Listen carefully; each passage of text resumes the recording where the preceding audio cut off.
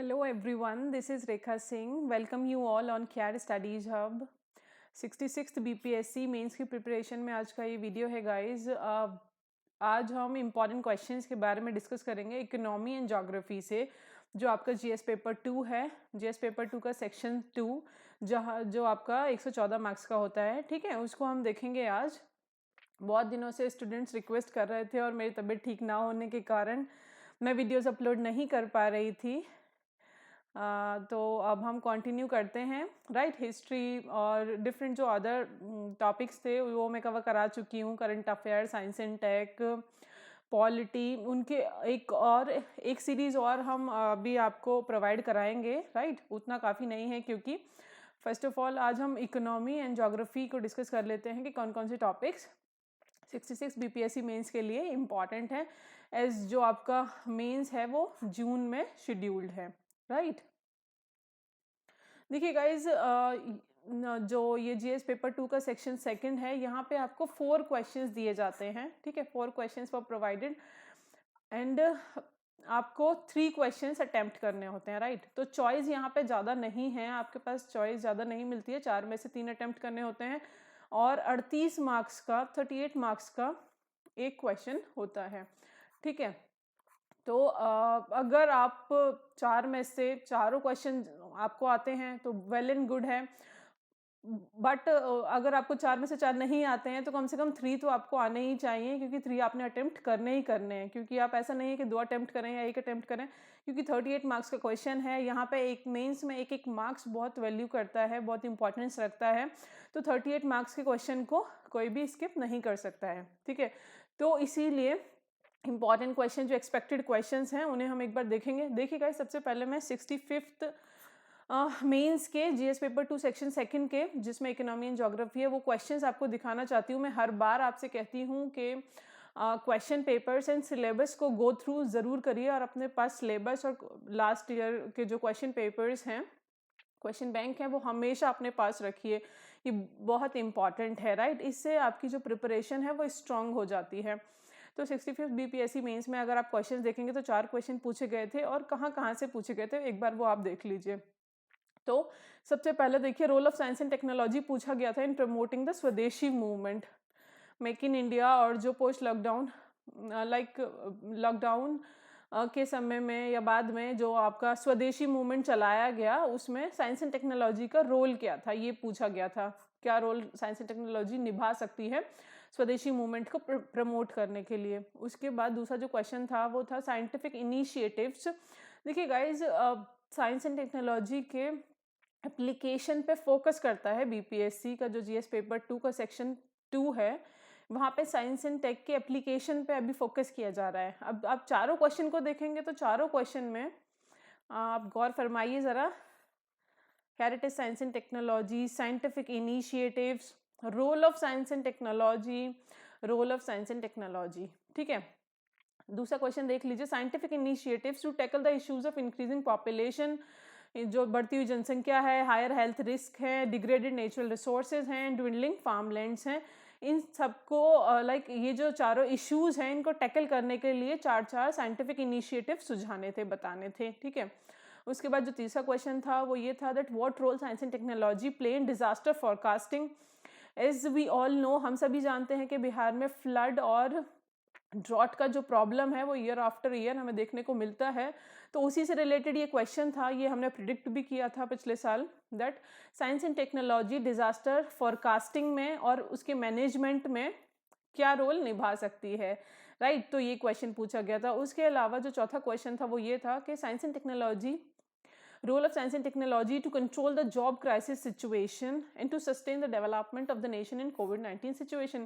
कोविड-19 की सिचुएशन में हम सबको पता है कि बहुत सारे लोगों ने अपनी जॉब खो दी थी, तो जॉब क्राइसिस एक क्रिएट हो गया था। तो उसको ओवरकम करने के लिए साइंस एंड टेक्नोलॉजी क्या रोल निभा सकती है, ठीक है, ये क्वेश्चन पूछा गया था। तो ओवर एंड लार्ज आप यहाँ पे देख रहे हैं, मोर एंड लार्ज के साइंस एंड टेक्नोलॉजी के एप्लीकेशंस पूछे गए हैं, उसके रोल पूछा गया है, क्या role science and technology different sectors में निभा सकती है। जो इम्पॉर्टेंट इश्यूज थे उस समय के, उस साल के कंटेम्प्रेरी जो इश्यूज थे, उनसे क्वेश्चन पूछे गए थे। तो उसी तरह से आपको प्रिपेयर करना है राइट। तो सबसे पहले तो मैं आपको बता दूं that expected questions for GS paper 2 section second के लिए ये कुछ इंपॉर्टेंट एंड फेवरेट टॉपिक हैं, राइट। लाइक ये बीपीएससी के फेवरेट टॉपिक्स हैं जहाँ से BPSC now and then question पूछता रहता है। अनएम्प्लॉयमेंट से वो बहुत क्वेश्चन पूछता है, कॉजेज हो गए, रेमेडीज हो गए, साइंस एंड टेक क्या रोल निभा सकती है अनएम्प्लॉयमेंट को कम करने के लिए। फिर उसके अलावा इंक्रीजिंग पॉपुलेशन, ये क्वेश्चन 65th में भी पूछा गया था। उससे पहले 64th में भी पॉपुलेशन ग्रोथ से एक क्वेश्चन आया था 64th बीपीएससी मेंस में, ठीक है। तो देखिए कॉन्टिन्यूस पूछा है, तो इंक्रीजिंग पॉपुलेशन से क्वेश्चन पूछे जाते हैं एंड रिलेटेड प्रॉब्लम्स, क्या क्या उससे रिलेटेड प्रॉब्लम्स हैं, उनको कैसे ओवरकम किया जा सकता है।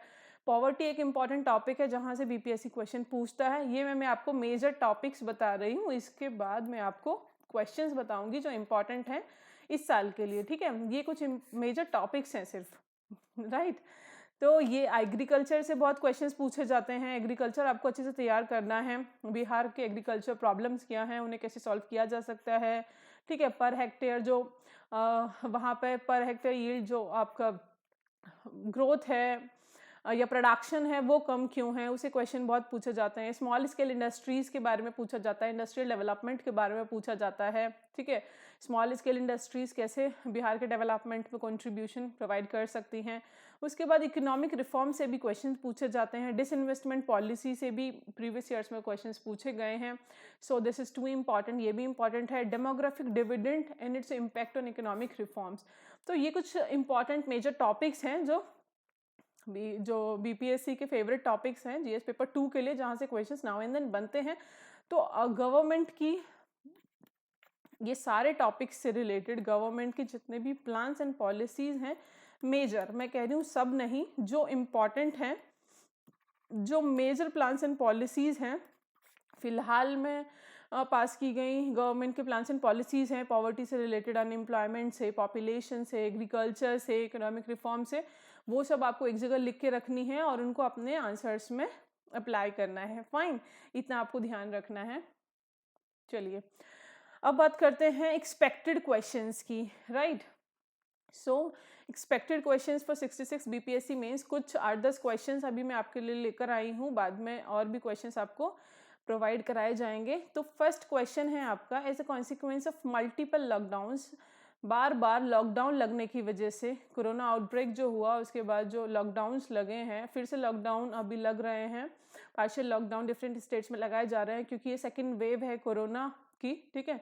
तो what should be the government steps to create more jobs in rural areas, right. हम सभी जानते हैं दैट जितने भी लोग अर्बन एरियाज में रहते थे, माइग्रेट करके जो गए थे जॉब्स की तलाश में, लॉकडाउन के कारण उन्होंने अपनी जॉब्स खो दी, तो वो वापस रूरल एरियाज में आ गए, ठीक है।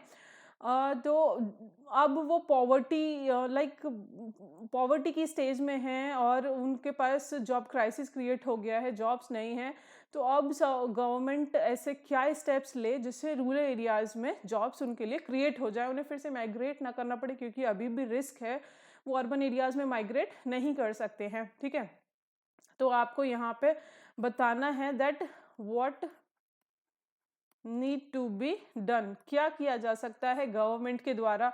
तो देखिए बहुत सारे स्टेप्स हैं जो आप बता सकते हो। Encouraging the non farming activities, सारे जो लोग हैं वो फार्मिंग पे डिपेंड नहीं रह सकते, हम सभी जानते हैं दैट फार्मिंग से उतना आउटपुट नहीं लिया जा सकता है और उतनी पॉपुलेशन उस पर डिपेंड रहेगी तो श्योर है कि वो पुअर होंगे। तो इसीलिए जो नॉन फार्मिंग एक्टिविटीज़ हैं जैसे डेयरी फार्मिंग हो गया, फिशरीज हो गया, ठीक है, उस सब पे फोकस किया जाए, उन सब सेक्टर्स को इनकरेज किया जाए। उसके अलावा एंटरप्रेन्योरशिप, रूरल यूथ, जो गांव में रहने वाले जो युवा हैं उनको एंटरप्रेन्योरशिप के स्किल सिखा दिए जाएं, ठीक है। उसके अलावा स्टार्टअप्स लगाने के लिए मल्टीपल इंसेंटिव्स दिए जा सकते हैं यूथ को। लेबर इंटेंसिव इंडस्ट्रीज लगाई जा सकती हैं, ठीक है, जिनमें ज़्यादा से ज़्यादा लोगों को रोजगार प्राप्त हो सके। एग्रो बेस्ड इंडस्ट्रीज हम लगा सकते हैं गाँव में। ये सारे आप सुझाव गिना सकते हैं, ये सारी बातें आप अपने आंसर्स में लिख सकते हैं, राइट। स्किल डेवलपमेंट प्रोग्राम सरकार चला सकती है। मनरेगा के जो वर्क डेज हैं उनको 100 से 200 डेज में चेंज कर सकती है। तो ये सारी चीज़ें गवर्नमेंट कर सकती है। उसके बाद दूसरा जो क्वेश्चन है वो ये है that how to revive the Indian economy post lockdown. Lockdown के बाद इंडियन इकोनॉमी को रिवाइव कैसे किया जाए। So this is an important question, right, बेहद इम्पॉर्टेंट है। जैसा कि आप सब जानते हैं सिर्फ भारत ही नहीं पूरा विश्व जो है अपनी इकोनॉमी को ओवरकम करने के लिए लगा हुआ है, ठीक है। पेंडेमिक के बाद जो सिचुएशन है वो काफ़ी बिगड़ गई है और अभी भी कॉन्टिन्यूस है। आईएमएफ के प्रोजेक्शंस के अकॉर्डिंग हमारा जो ग्रोथ रेट है, जो हमारा जो एक्सपेक्टेड हम बाउंस बैक जो करेंगे वो 2022 में ही कर पाएंगे, क्योंकि अभी तो हमारा जो ग्रोथ रेट है वो नेगेटिव चल रहा है। और फाइनेंशियल ईयर 2022 के लिए जो ग्रोथ रेट एक्सपेक्ट की है आईएमएफ ने वो 6% की है, ठीक है। तो इंडियन इकोनॉमी को कैसे रिवाइव किया जा सकता है, तो उसके लिए कुछ इंपॉर्टेंट पॉइंट्स हैं जो आप मेंशन कर सकते हो। आप खुद से भी ढूंढिएगा पॉइंट्स, आंसर लिखने की कोशिश कीजिएगा। मैं भी कुछ क्वेश्चंस के आंसर्स आपको प्रोवाइड करा दूंगी, राइट। तो हम क्या क्या कर सकते हैं। रूरल सेंट्रिक डेवलपमेंट पे फोकस कर सकती है सरकार, ठीक है। उसके अलावा इन्वेस्टर्स का कॉन्फिडेंस बढ़ाने के लिए इम्प्रूव द इन्वेस्टर्स कॉन्फिडेंस, ये भी सरकार कर सकती है। उसके अलावा एग्रीकल्चर जो सेक्टर है, अभी जैसा कि हम जानते हैं एग्रीकल्चर सेक्टर पे ही हमारी इकोनॉमी डिपेंड कर रही है, क्योंकि और जो अदर सेक्टर हैं वो उतना अच्छा परफॉर्म नहीं कर रहे हैं। तो agriculture sectors needs the structural reforms, ये सब कुछ पॉइंट्स हैं, इनको आप एक्सपेंड करके लिखिएगा, ये हेडिंग्स हैं, ठीक है। नीड टू इनकरेज द, और उसके अलावा एक्सपोर्ट को हम इंपोर्ट कर सकते हैं, एक्सपोर्ट को इनकरेज कर सकते हैं,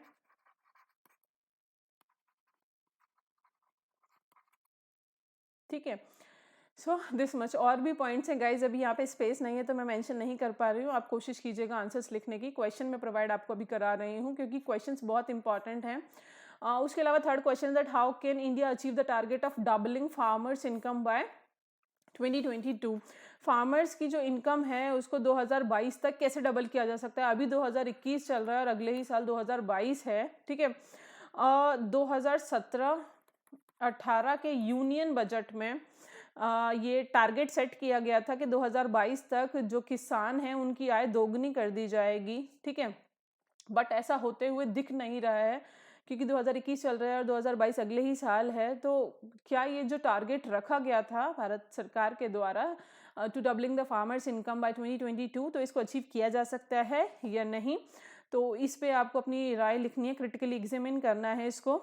आपको बताना है कि किसानों के बीच में जो सुसाइडल रेट है वो बढ़ गया है, ठीक है। लो इनकम के कारण इंडियन फार्मर्स डिस्ट्रेस में रहते हैं और अभी प्रेजेंट में और पास्ट में हमने बहुत सारे फार्मर्स प्रोटेस्ट भी देखे हैं, ठीक है।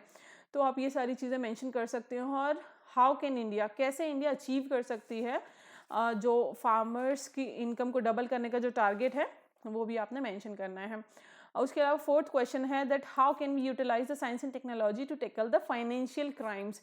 ये एक इंपॉर्टेंट क्वेश्चन है गाइस, यहाँ पे साइंस एंड टेक्नोलॉजी का रोल पूछा गया है। रिसेंट में जितने भी ट्रांजैक्शंस हैं ऑनलाइन हो रहे हैं, पोस्ट कोविड और प्री कोविड के टाइम से ही, ठीक है। डिजिटल इंडिया जब से लॉन्च हुआ है तब से कोशिश की जा रही है कि जो भी फाइनेंशियल ट्रांजैक्शंस हैं उनको ऑनलाइन डील किया जाए, बट उससे फाइनेंशियल क्राइम्स भी क्रिएट हो रहे हैं। कभी कभी मनी दूसरे अकाउंट में ट्रांसफ़र होकर कहीं और चली जा रही है। तो डिफरेंट टाइप्स के जो फाइनेंशियल क्राइम्स क्रिएट हुए हैं इन कुछ सालों में, तो उसको साइंस एंड टेक्नोलॉजी कैसे कम कर सकती है, ठीक है। साइंस एंड टेक्नोलॉजी का हम कैसे इस्तेमाल कर सकते हैं फाइनेंशियल क्राइम्स को टैकल करने के लिए, तो ये एक इंपॉर्टेंट क्वेश्चन है, अटेम्प्ट कीजिएगा इसे। Will farm mechanisation help the Indian farmers to boost their income, ठीक है। ये एक इंपॉर्टेंट क्वेश्चन है, फार्म मैकेनाइजेशन, ठीक है। The government is focusing on farm mechanisation with the target to double. Government ने एक टारगेट रखा है कि जो पर नेक्स्ट 10 ईयर्स में, आपने शायद इसके बारे में पढ़ा है या नहीं, अगर आप कहेंगे तो फार्म मैकेनाइजेशन वाले टॉपिक को मैं अच्छे से कवर करा दूंगी। नेक्स्ट 10 ईयर्स में सरकार ने टारगेट रखा है कि जो फार्म मैकेनाइजेशन है पर हेक्टेयर वो डबल हो जाएगा। मतलब अभी जिस रेट में मशीन्स का इस्तेमाल किया जा रहा है खेतों में, उसको डबल कर दिया जाएगा, जिससे जो प्रोडक्शन है वो बढ़ जाएगा। ठीक है, मेन ऑब्जेक्टिव क्या है फाइनेंशियल फार्म मैकेनाइजेशन का?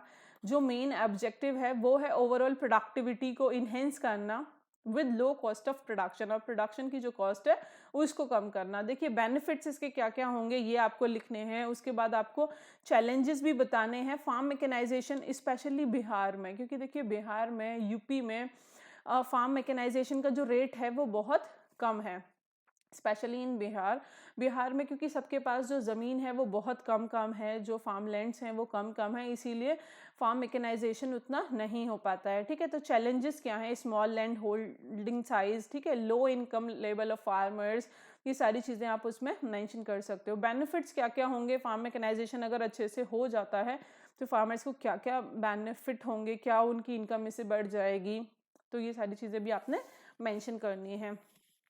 ओके, तो ये कुछ क्वेश्चन थे। उसके बाद ये कुछ क्वेश्चन है गाइस, सबको अटेम्प्ट करने की कोशिश ज़रूर कीजिएगा। These are very important questions और चांसेस हैं इनके एग्जाम में आने के। उसके बाद recently the central government has disinvested a lot of public sector undertaking. अभी जो बजट आया था सेंट्रल बजट, यूनियन बजट, उसमें बहुत सारे जो पब्लिक सेक्टर अंडरटेकिंग है उनको डिसइन्वेस्टमेंट की बात की गई सेंट्रल गवर्नमेंट के द्वारा। What will be the consequences of such a big scale disinvestment policy? देखिए डिसइन्वेस्टमेंट, इतने बड़े स्केल पर जो डिसइन्वेस्टमेंट कराया जा रहा है उसका क्या कॉन्सिक्वेंसेज रहेंगे, ये आपने लिखना है। डिसइन्वेस्टमेंट से पहले भी बीपीएससी पूछ चुका है जीएस पेपर 2 के सेक्शन 2 में प्रीवियस ईयर्स के। अगर आप क्वेश्चंस उठा के देखोगे तो आपको डिसइन्वेस्टमेंट से क्वेश्चंस मिल जाएंगे कि पूछे गए हैं, तो इंपॉर्टेंट टॉपिक है, इसे कवर कर लीजिएगा। इतने लार्ज स्केल पर जो डिसइन्वेस्टमेंट हो रहा है उसके क्या कॉन्सिक्वेंसेज होंगे। Fine.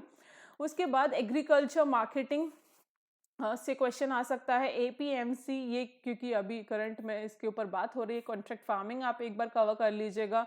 Critical evaluation of the MSP का क्रिटिकल इवैल्यूएशन ये कंटिन्यू रहे, ठीक है, या इसको हटा दिया जाए। एग्रीकल्चर सब्सिडीज के बारे में अच्छे से देख लीजिएगा। मल्टी डायमेंशनल पॉवर्टी इंडेक्स 2020 आपको कवर करना है, क्योंकि जो मल्टी डायमेंशनल पॉवर्टी इंडेक्स 2020 जो आया है, अभी आया है, तो इसमें पॉवर्टी एलिविएट हुई है वर्ल्ड में भी और भारत में भी, तो इसको आपको एक बार देखना है।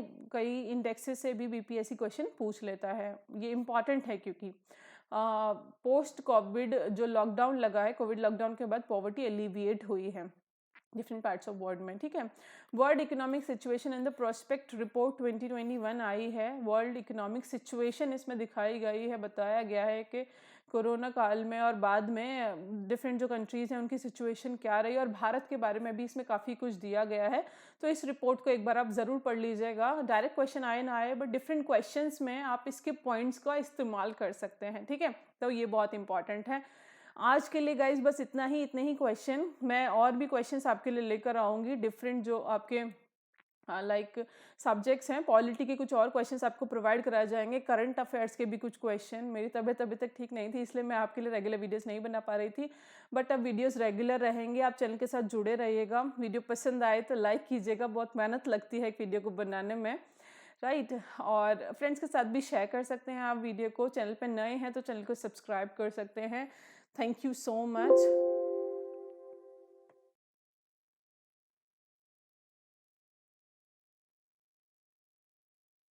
Thank you so much guys for watching and listening me.